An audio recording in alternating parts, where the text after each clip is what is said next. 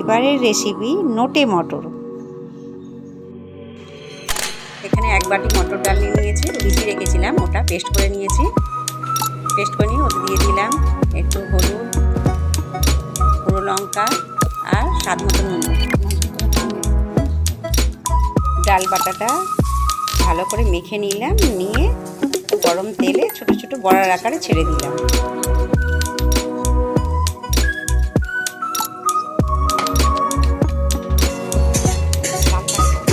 বড়াটা ভেজে তুলে নিলাম।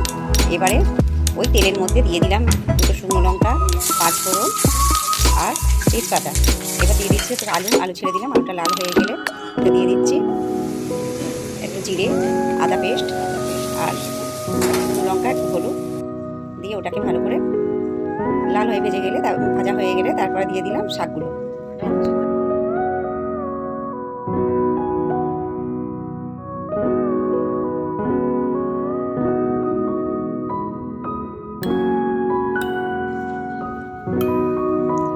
এক চামচ চিনি দিয়ে দিলাম।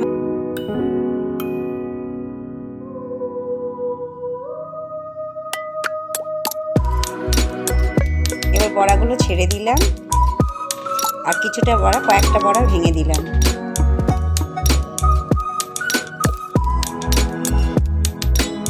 এবার এটাকে ভালো করে নাড়াচাড়া করে নেব।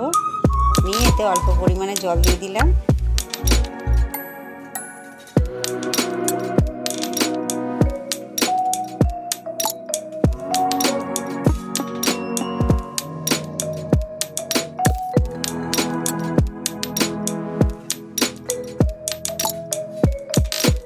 এবার 10 মিনিটের জন্য ঢাকা দিয়ে রেখে দিলাম।